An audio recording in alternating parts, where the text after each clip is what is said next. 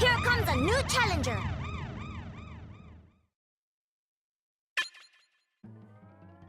Hey guys, welcome to Dark Souls, because Dark Souls is the only hard game to exist, right guys? Yeah. Alright, in all seriousness, guys, greetings everyone, and welcome to VG Commentaries. And today, we're doing a commentary of Willie the Wombat, a.k.a. Sonic's Ass Game, a.k.a. Crash Bandicoot, a.k.a.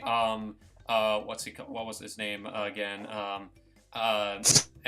Crash Bandicoot. Best known as Crash Bandicoot. Yeah, there we go. Sorry, I had another name, but I forgot about it. But Okay, Kylie. I don't know much about Crash Bandicoot. Like, where did the Sonic's Ass Game thing come from? It was a prototype name. Yeah. Yeah. And anyway, guys, Why? we have a special guest commentator with us, so please introduce yourself. What's going on, guys? It's Punk Gamer here. I've decided to join this wonderful cast of characters for a little romp through Crash Bandicoot. Oh, jeez. Oh God, I forgot about this. This was animated by Universal's animation department. This was the opening cutscene. So the original opening cutscene. Yeah. By the way, inserting this was not my idea. By the way, this was Scott's idea. So you're welcome, Scott. Good. At first I was like, this is part of the game. Yeah, this was originally supposed to be the opening scene in the game, but Naughty Dog decided to make a cutscene within the game's engine. Also, I'm not quite sure, but I think the person who's saying this is Jim Cummings, I think. I like it. It looks pretty cool. I really love the animation. It's Universal's animation department. They've always done great. It just makes me want a Crash Bandicoot cartoon. Oh, same. That would work because I'll be honest, Crash Bandicoot is the most cartoony video game character I can think of, so I can see that working out. Yeah. So, The money gag is always good. Yeah. Crash Bandicoot is also a kid-friendly Dark Souls, am I right, guys? Every hard game is Dark Souls. Now we got Dr. Cortex here talking like he's talking out of a shoe. Yeah. To be perfectly honest, the original voice for Dr. Cortex was... No. Yeah. He got better in Crash 2. Oh yeah. Yeah. That's when they came up with a solid voice for. Cortex. That's when they had Clancy Brown. Mm-hmm. Yep. I mean, the voice for Embryo was still the same, so... Yeah. I wasn't the biggest fan of, like... what was it? I was a really big fan of the fact that in the Insane trilogy, they made Tawna less of a damsel in distress and made her fight back. Yeah. I agree. That was really cool. Crash was kind of pissed off at the starting screen.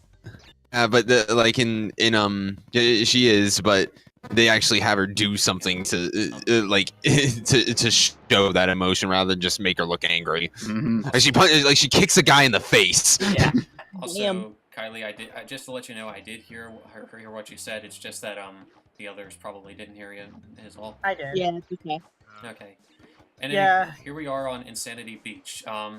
So Crash Bandicoot. Let's talk about it. Let's talk about our first exposures to Crash Bandicoot. Let's start with the biggest expert on Crash I know. AJ, what was your first exposure to Crash? My first exposure to Crash was back in let's see, I think it was 1997 or 1998. I had I'm trying to remember, it was either one of the two. I'm trying to remember, it was either 96, 97, 98, one of those years. And I had just gotten the PlayStation, and I had just gotten Crash Bandicoot 2, because I didn't play the first one right away. And I'm like, what is this? What is this game with this really wacky Bandicoot that's staring through my soul? On this box art and the crazy doctor. I'm like, what is this? This is a game that's up my alley. So I played it. I absolutely loved it. And from that point forward, I have been a diehard Crash fan ever since. That's good to hear. So Kylie, what about you? I don't know jack shit about the series. Oh, that's okay. But what about other than the insane trilogy being Dark Souls, apparently. Yeah, like yeah. Can Okay. I say Dark my? Souls. Can I say mine? I was going to say Lucas for next, but you can start. You can go first if you want. Okay. Oh, it was actually mostly stuff like it was very similar to my first few exposures to Mario, and that was actually with the spin-offs rather than the mainstream games. Like I mean, I of course knew about the mainstream games, I just never had a platform that they were on. Like I think my first Crash game was actually like Nitro Cars or something like that. Nitro Kart, yeah, one of the aliens. But it's like yeah, so I suppose I have had this passing interest with Crash Bandicoot, but both being a mixture of me not simply having the platforms that they were on, and me hearing some fairly negative things about the installments that came after the PS1. I kind of just kept my space, but yeah, at this point, the only excuse I have for not playing a Crash game is the money. So, or the money to buy the Insane trilogy. So, Yeah. We've got to have money. exactly. Also, you're welcome, AJ. I got the gem on Insanity Beach. Hope you're happy. I was actually surprised when you got all 3 Aku Aku masks. I'm like, he's gonna fall into the pit. He's gonna fall into the pit. I'm like, well, I'll be damned. He actually got all the boxes. Now that face that Crash made is just pure beauty. That is the completely erect face. Yeah. Easily. Yep. It is a piece of art. It completely roundhouse kicks anything that showed up on the Insane trilogy. Who needs that when you have just glorious graphics like this? All right. Okay, so I think we should let Lucas go next. What was your first exposure to Crash Bandicoot, Lucas? Okay, well, I think the first time I ever played Crash Bandicoot, I did start off with the original Crash. I did play this off an emulator, and I played it a little bit, and I thought it was a fun game. But I was trying to figure out like at the time when I played it, I didn't have like any PlayStation consoles, so I was like trying to find a Crash game on the GameCube. And yes, I did play Wrath of Cortex. I haven't played much of it yet. I know, but overall, I do like the idea. I have played the Crash Bandicoot, though I haven't played the entire game yet. But I am looking forward to playing more. I do want to play more of this game, actually. It does look fun.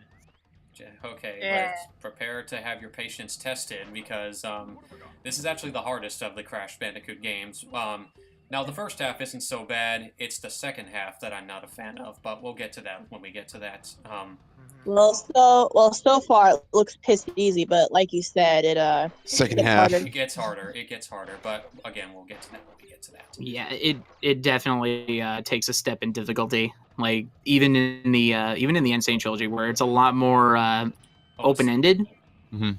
But because we had the beauty of auto saving on the Insane trilogy, so just the how to save the game. And wait, hang on, I want to see if we can do this.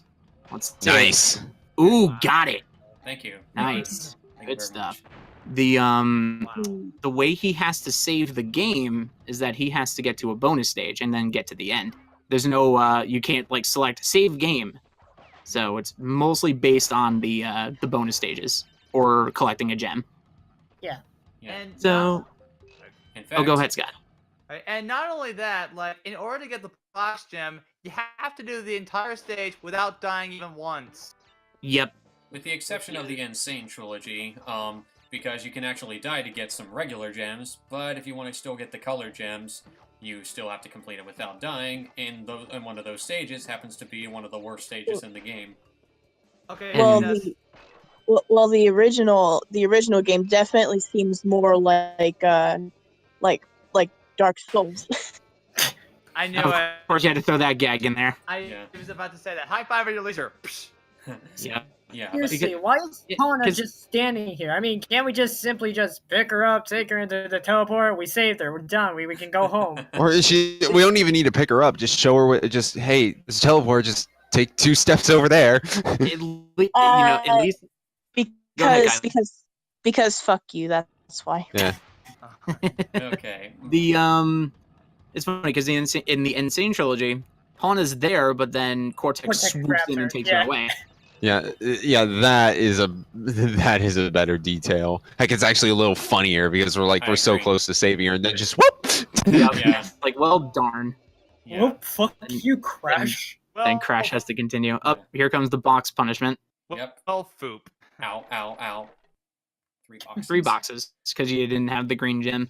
Yeah. Yeah, collecting all the boxes on the first island is not even worth it unless you're doing Hog Wild or the Boulder stage. Yeah. Because like you can't collect any of the rest of these boxes and like the Great Gate and the Fortress level. You can't get them without the colored gems.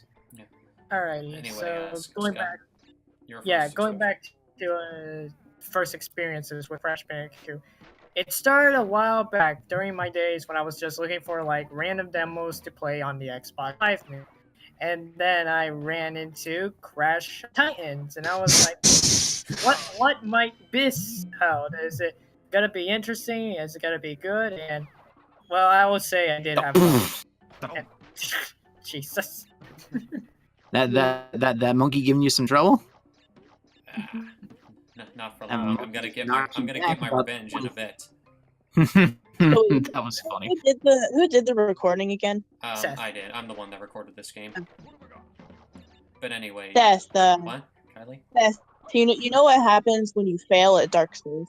Oh. You just made the list. Shut up. Oh. No, you. Here's the thing. I'm the keeper of the list. Exactly. And even though he didn't get hit by the monkey,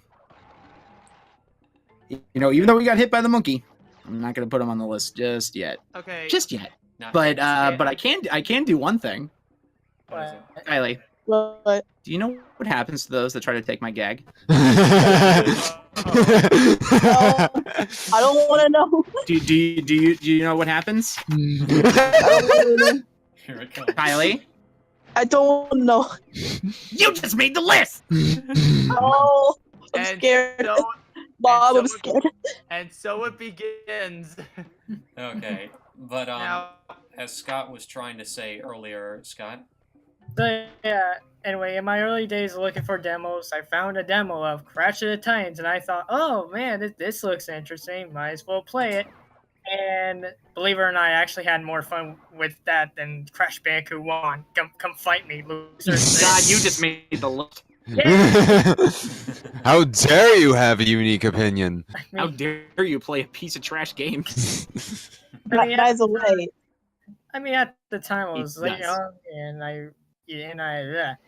at the time I thought that this was going to be an interesting piece of art, and I did have fun with it when I was young. Take note, I said when I was young. But now these days I'm kind of like, yeah, it's an okay game, nothing too major. I mean, I find Mind Over Mutant loads better than the Crash of the Titans. So. Scott? I am just happy that they ditched that look. They Yeah. ditched all the previous canon and just restarted from the beginning. Mm-hmm. Yeah. They wait, did the what were we they talking did the about first again? What's up, Kylie? What game are you talking about again? The audio is being all shitty. Oh, this was he's talking about Mind Over Mutant.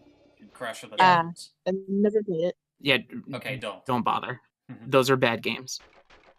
They're like Crash's look that you see now. That was completely removed in Mind Over Mutant and Crash of the Titans. They decided to make him like really wild looking, really like tribal tattoos. He looks stupid, and it's funny because you know who called that design of Crash stupid? What? The head's a Nani dog. Oh, wow, shit. When you have the original creators of Crash Bandicoot calling your redesign dumb, you know you've messed up. Yeah. Yeah. Oh, this is Fucked up bad. this is iconic. Oh, the boulder chase.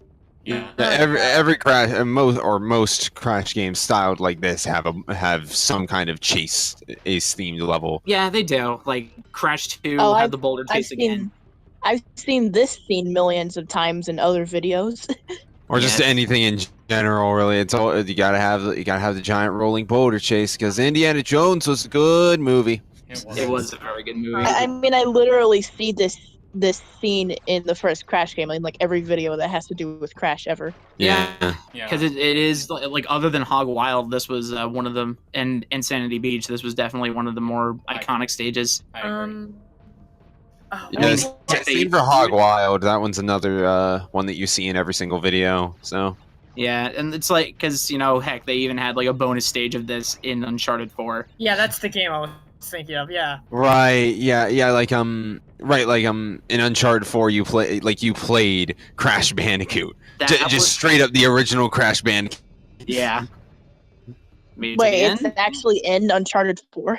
Yeah. Play a couple of stages of Crash Bandicoot, like as Nathan Drake at his house with his wife, just chilling That's out, and they're amazing. making comments of the game, and it's great. It's like why is a bandicoot collecting fruit? It's just what he does. What's a Bandicoot? Yeah, just roll with it. Yeah. But anyway, that was part the, one. Just the fucking face Crash makes just makes me just. It's just funny. We're already one part into this commentary, and a couple people have already made the list. Yeah, so that was part one of Cash Banooca. Tune in for part two, where we continue on and see some boss fights for once. So stay tuned.